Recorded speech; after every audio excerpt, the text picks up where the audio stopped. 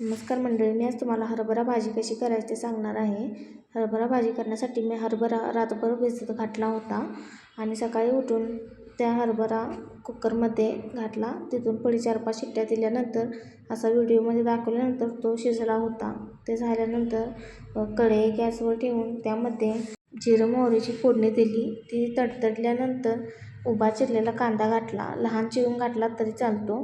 एक-एक जण टोमॅटोसुद्धा घालतात, पण मला टोमॅटो आवडत नाही म्हणून मी घातला नाही.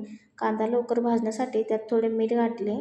तिथून पुढे आलं लसूण पेस्ट घालणार असेल तर घालू शकता. तिथून पुढे मी धनपूड, हळद, गरम मसाला घालून घेतला आणि तिथून पुढे कस्तुरी मेथी थोडी घालून घेतली. ती चोळून टाकायची. ती झाल्यानंतर त्यामध्ये शेंगदाण्याचा बारीक केलेला कूट घातला आणि ते झाल्यानंतर थोडं परतून घेतलं आणि नंतर त्यामध्ये थोडी चटणी घातली. आपल्या अंदाजानुसार तुम्ही चटणी घालू शकता.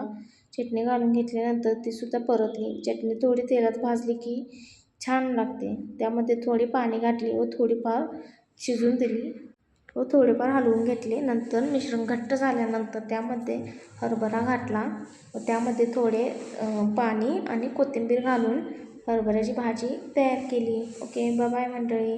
व्हिडिओ आवडला असेल नक्की लाईक करा आणि सबस्क्राईब करा.